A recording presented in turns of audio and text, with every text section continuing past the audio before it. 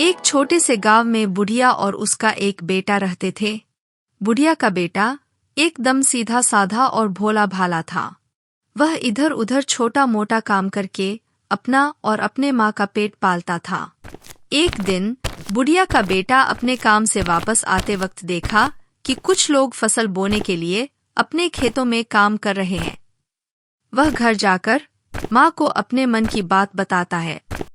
माँ, सभी को अपने खेतों में काम करते देखता हूँ तो मेरा भी विचार होता है कि मैं भी खेतों में फसल उगाऊं। अच्छी बात है बेटा, तुम जरूर बारी करो। पर माँ, मैं कौन सा सब्जी लगाऊंगा? बेटा, तुम खरबूजे के बीज बो। आजकल मंडी में खरबूजे का अच्छा खासा भाव मिलता है। बुढ़िया से अनुमति लेकर बुढ़िया का बेटा तुरंत सब्जी की खेती करने की तैयारी में लगता है। वह सबसे पहले जमीन की अच्छे से खुदाई करके बीज बोने के लिए क्यारी तैयार करता है। इतना करके बुढ़िया का बेटा खरबूजे के बीज को क्यारी में बोता है। 3-4 दिनों में उसके सब के सब बीज अच्छी तरह से उग आते हैं और कुछ दिनों बाद ही वो छोटे छोटे पौधे बन जाते हैं। वह उनकी अच्छी तरह से देखभाल करता है और उनमें समय से खाद, गोबर व सिंचाई करता है, जिससे पौधे और बड़े होकर उनमें पीले पीले फूल पनपते हैं। यह देखकर बुढ़िया का बेटा बहुत खुश होता है। इस तरह बुढ़िया का बेटा दिन भर खेतों में ही काम करता रहता। काम वह ऐसा करता है, अब उसका घर में मन ही नहीं लगता। वह सुबह से शाम तक खेतों में ही रहता और पौधों की देखभाल करता। कुछ दिन और गुजरते हैं। पौधे में लगे फूल फलित होकर छोटी छोटी ढेर सारी खरबूजों में परिवर्तित होते हैं। उन्हें देखकर बुढ़िया के बेटे के मन में लड्डू फूटते हैं। वह सोचता है, यह कोमल खरबूजे कुछ दिनों में पककर तैयार हो जाएंगे तो मैं इन्हें तोड़कर मंडी में ले जाऊंगा और वहां जाकर इन्हें बेच दूंगा और उससे मुझे ढेर सारे पैसे मिलेंगे। वह पैसे लाकर मैं अपने माँ को दूंगा। माँ उन पैसों से मेरी शादी करेगी और मुझे एक बीवी मिलेगी जो माँ की सेवा करेगी और उसके हर एक जरूरत का ख्याल रखेगी। इस तरह मन में ख्याली पुलाव पकाकर बुढ़िया का बेटा खरबूजे के पौधे को पानी देता है। कुछ दिन और गुजरते हैं। अब खरबूजे के फल एकदम तोड़ने लायक होते हैं। बुढ़िया का बेटा सोचता है, अब खरबूजे बिल्कुल तैयार हो चुके हैं। ऐसा करता हूँ, मैं कल सुबह ही खरबूजे तोड़कर बाजार में जाकर इनको बेचूंगा। कल के दिन खरीदारी करने मंडी में बाहर के गांव के लोग भी आते हैं तो भाव ज्यादा मिलता है। ऐसा सोच बुढ़िया का बेटा अपने घर चला जाता है। दूसरे दिन बुढ़िया का बेटा थोड़ा जल्दी उठता है और हाथ में बड़ा सा टोकरी लेकर खेतों में जाता है।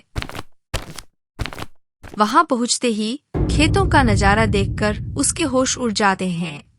वहां खेतों में एक भी खरबूजे नहीं है। पौधे पर छोटे छोटे आकार के कोमल फल मात्र लगे हुए हैं। यह देख बुढ़िया के बेटे को रोना आ जाता है। कौन मेरा दुश्मन आ गया यहाँ मेरी खरबूजे चुराने को? उसे मेरे ही खरबूजे मिले थे। खरबूजे चोरी होने के दुख में वह बहुत मायूस हो गया। वह घर आकर सारी बात अपने माँ को बताता है। बेटा, हो सकता है वह हमारे नसीब का ना रहा हो, लेकिन बेटा तुम हिम्मत मत हारो। ऊपर वाला देख रहा है, वह तुम्हारे मेहनत का फल जरूर देगा। माँ की बातों से बुढ़िया के बेटे को थोड़ी बल मिलती है। वह फिर से खरबूजे के पौधे की देखभाल करता है, उन्हें खाद पानी देता है। कुछ ही दिनों में जो कोमल खरबूजे पौधों पर बचे थे वह बड़े होकर पकते हैं और कुछ नए फल भी उन पौधों पर लग आते हैं। उन्हें देखकर अब वह पहले के चोरी हुई खरबूजे का दुख भूल जाता है। यह खरबूजे बिल्कुल पहले जैसे ही पककर तैयार हो चुके हैं। इनको मैं कल ही तोड़कर मंडी ले जाकर बेचूंगा। ऐसा सोच बुढ़िया का बेटा घर आता है और अगले दिन सुबह होते ही बुढ़िया का बेटा हाथ में टोकरी लिए खेत में पहुंचता है। हाँ, पौधों पर एक भी फल नहीं है। कौन ले गया? किसने की मेरी खरबूजे की चोरी? कौन है मेरा दुश्मन? बुढ़िया के बेटे को कुछ समझ में नहीं आता है। वो बहुत उलझन में पड़ जाता है। वह वहीं सर पर हाथ रखकर रोने लगता है। उसी रास्ते अपने खेत की ओर जा रहे एक किसान ने बुढ़िया के बेटे को रोते देखा। वह उसके पास जाता है। क्या हुआ भाई, तुम इस तरह अकेले में बैठकर क्यों रो रहे हो? क्या कहूँ काका, मेरे खेतों में लगी हुई सब खरबूजे रात को कोई आकर तोड़ कर ले जाता है। परिश्रम मैं करता हूँ और फल कोई और ही खाता है। वह किसान बुढ़िया के बेटे को सांत्वना देते हुए बोलता है। अच्छा, तुम घबराओ नहीं, मैं तुम्हें एक अच्छी खासी तरकीब बताता हूँ। तुम्हें तुम्हारा खरबूजा चुराने वाला तुरंत मिल जाएगा। किसान ने उसे चोर को पकड़ने की तरकीब बताता है। किसान की तरकीब सुनकर बुढ़िया का बेटा फिर से अपने फसल की देखभाल करना शुरू करता है। कुछ ही दिन के बाद खरबूजे के कोमल फल फलित होकर बड़े हो जाते हैं। फसल पककर तैयार हो चुका है, अब अच्छा मौका है चोर को पकड़ने का। ऐसा सोच बुढ़िया का बेटा एक जाल लेकर आता है और किसान के बताए तरकीब के अनुसार खेतों की सबसे बड़े खरबूजे के पास जाल को बिछा देता है और स्वयं एक पेड़ के पीछे छिप जाता है। कुछ समय पश्चात अंधेरा हो जाने के बाद एक सियार वहां चुपके से आता है और खेत के अंदर घुसकर हमेशा की तरह सबसे बड़े खरबूजे के पास जाता है। वहां पहुंचते ही वह जाल में फंस जाता है। अब सियार उस जाल से निकलने की कोशिश करता है, परंतु वह और फंसता ही जाता है। एक समय ऐसा आ जाता है कि सियार पूरी तरीके से जाल में उलझ जाता है। इधर बुढ़िया का बेटा उतावला हो रहा था कि कब रात खत्म हो और वह देखे कि उसका खरबूजा चोर कौन है। आखिर कुछ समय के पश्चात रात खत्म होती है और भोर हो जाती है और वह अपने हाथ में एक मोटा डंडा लिए खेत में बिछाए जाल के पास जाता है। वहां सियार को जाल में फंसे देख, तो तू है खरबूजा चोर, यहाँ आकर तू खा रहा था ना मेरी खरबूजे, अब तुझे खिलाता हूँ अपने हाथ के खरबूजे। इतना बोल बुढ़िया के बेटे ने सियार को वहीं पीटना शुरू किया। डंडे पड़ते ही सियार गिड़गिड़ाने लगता है। आ आ आ आ मुझे मत मारो, मत मारो मुझे, मैं मर जाऊंगा। बाबा भूल हो गई मुझसे, मुझे माफ कर दो। अब तुम्हारे ही क्या, किसी का भी खरबूजा चुरा के नहीं खाऊंगा। माफ़ कर दूँ?